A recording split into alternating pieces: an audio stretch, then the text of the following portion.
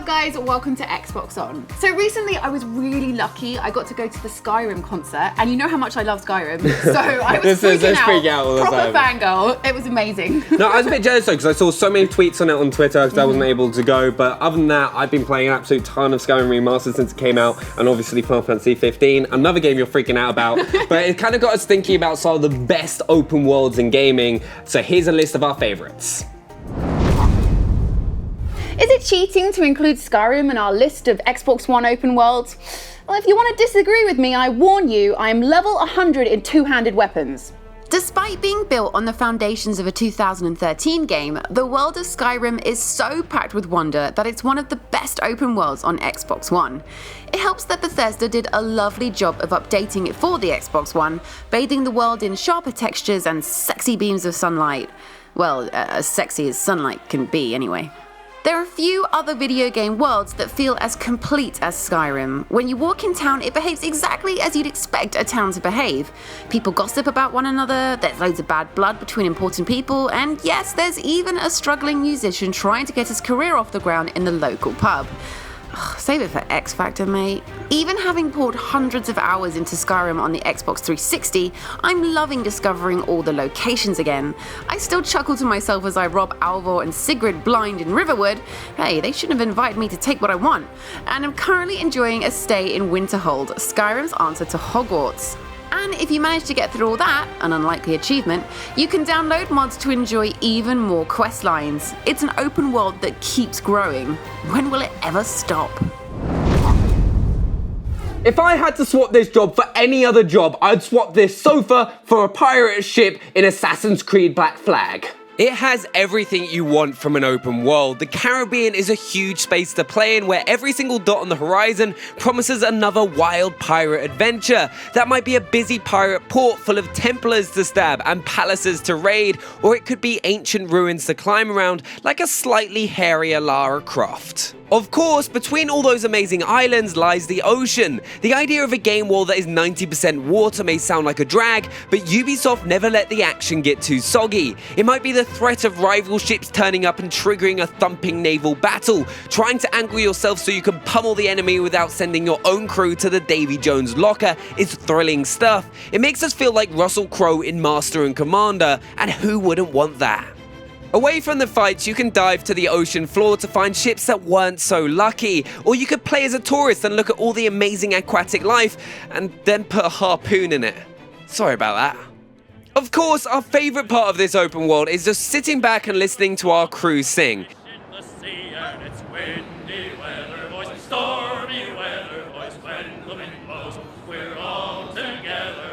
It's basically the 18th century equivalent of groove music. Now that's what I call sea shanties. Heavenly. When Hideo Kojima decided to drag the stealth genre out from the shadows and into the hot desert sun, many fans thought he'd taken one too many puffs of his Phantom cigar. But the naysayers would be wrong. Metal Gear Solid 5 The Phantom Pain is an amazing take on open world stealth, a genre that normally requires tight, claustrophobic areas to work. Rather than locking you in a dark room with loads of guards, Kojima decided to challenge us to sneak into enemy-occupied villages and military bases any way we could. This isn't an open world in the style of Skyrim or The Witcher. There aren't people you can have a good natter with, and the side missions are all handed out from your HQ. It has a horse, which is quite Skyrim-y, I guess, although in Bethesda's open world you can't airlift the animal using a magic hot air balloon. I mean, that's an idea for Skyrim too, I guess. No, this world is open in the sense that it lets you tackle enemies from any angle you want. Whether there's going in all guns blazing or shuffling along on your belly. And if you get bored of that, you can choose to go and ride your cardboard box like a sled. Whee! You don't see that in other open world games. If you're looking to take a holiday on your Xbox One, I would recommend the Republic of Medici in Just Cause 3. Just make sure to take a bulletproof vest along with your Speedos. If it wasn't for the bloke running around blowing up every fuel tank on the island, this would be a thoroughly nice place to relax in. It has cute beach towns, glittering oceans, and fields of flowers where you can use cars to make crop circles, or ruder shapes than crop circles, if that's what floats your boat. Get past the fact that you're saving small towns while blowing up half of them in the process, and there's a really nice sense of taking back control of this open world. Or you could play the anti-hero and use your grappling hook and rocket grenades to bully the people you just saved. Come back, evil army, all is forgiven. What I really love about this open world is how the developers, Avalanche, gave us this huge playground and kept adding to it with great DLC. Once you had saved the islands themselves, along came a giant sky fortress to take down, sort out that menace, and then there was an oil rig with enough guns to start a world war. Looks like someone has been playing a little bit too much Metal Gear Solid 5. Once all that was done, you could unleash the mech expansion on the islands below. To be honest, any open world is going to be pretty fun driving one of these bad boys about.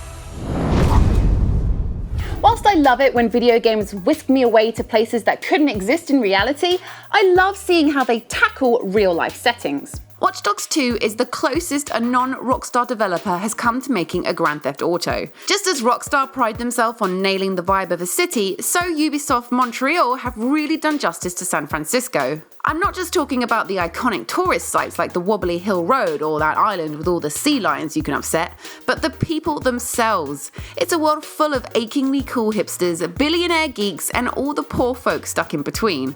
It also has actual dogs. And thanks to its online options, it's an open world in more ways than one.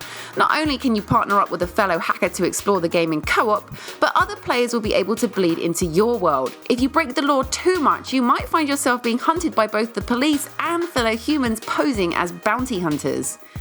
And if that sounds terrifying, don't worry, as you can hunt other people in their worlds too. Truth be told, San Francisco is such a beautiful, lively city that we hardly ever want to kick off and cause trouble. The closest we come to committing a crime is upsetting the fashion police. Hey, it's our open world and we'll dress as we want. Normally in racing games, the cars are the stars, but in Forza Horizon 3, you're not going to be able to keep your eyes off the beautiful Australian backdrop. When you're talking about how amazing the world of Forza Horizon 3 is, the temptation is just to sit back and let the footage do the talking. As much as I'd like to spend the next minute sitting in silent amazement, there is too much to say about this open world. I just love how a single location somehow allows for so many different kinds of racing. You can use coastal highways as test tracks for the latest supercars, or pop across to the tight corners of Surfer's Paradise for some street racing. Of course, nothing quite compares to the bumpy thrill of going off-road in the outback, especially when you're doing it behind the steering wheel of Halo's Warthog.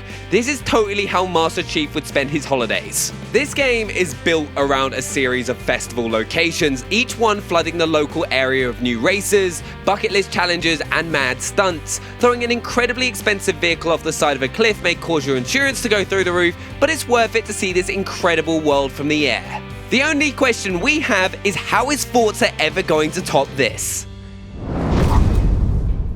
As much as I love directing a pampered prince around the world of Eos in Final Fantasy XV, I've still got a lot of time for the rugged world of The Witcher 3. Yes, if the cast of Final Fantasy XV stepped into the world of The Witcher, they would be eaten alive. Hell, I imagine some of these beasts would probably be able to eat their car too.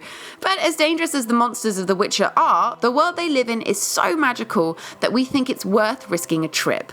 At first, you'd be forgiven for thinking that you're in for a rough ride. The kingdom is suffering from a brutal war, as seen from the mighty oaks decorated with bodies. Worst Christmas tree ever. And towns wiped off the map. But as you go about doing your Witcher thing, you begin to discover a different side. You'll meet characters you fall in love with and discover pockets of fairy tale magic that have survived the war. And that's before you reach Skellige Islands, where the muddy plains of war-torn Velen make way for mighty mountains straight out of Lord of the Rings. And if that's a bit too hammy for you, you can always download the outstanding Blood and Wine DLC and visit Tucson. This is your traditional fairy tale castle, complete with a castle that wouldn't look out of place in a Disney film. Apart from all the vampires murdering people, of course. Across its 200-hour running time, it feels like The Witcher 3 is giving you a proper tour of every kind of fantasy land under the sun. It's well worth a visit. While most of the games in this list have earned themselves their place because of the stunning beauty in the games, this next one has earned it because the games just nuked every single bit of goodness out of it. One of the best tricks the game pulls is showing you the world before and after the bomb. 1 second it's all bright colourful houses and tidy front lawns, and the next those houses are infested with giant radioactive cockroaches and all your neighbours are dead. Welcome home. The brilliance of Fallout 4, like all Bethesda games, is the freedom to walk in any direction you want and discover whatever adventures come your way. You might stumble onto an amazing secret you weren't meant to find until much later in the game. Okay, you'll likely get your ass handed to you by whatever freaky thing you find living there, but at least you're free to get your ass handed to you. Trying to do justice to the whole world in a short list feature isn't easy, and everyone will have their own favourite parts. We've got a soft spot for Diamond City, however, as it's where we met the awesome Nick Valentine after all. We also like the castle. It's not much to look at, but once you've restored the artillery guns, you can rain down death from above. And once you've exhausted the main game, you have brilliant DLC locations. Far Harbor and Nuka World. If you've ever wondered what Disneyland would look like if it was taken over by maniacs, you have to visit Nuka World. And best of all, with the ability to add mods to the world, Fallout 4's open world is changing all the time. You can even add a bit of life back into it with a grass mod. For offering us endless surprises, it's our #1 pick. So there we have it. Let us know in the comments of your favourite open world games, and also if we've missed any out. And also if you're new to the channel, hit that subscribe button so you don't miss out on any future content. And if you enjoyed this video, don't forget to smash that like button and check out another one of our list shows. We will see you next time. Bye. Bye.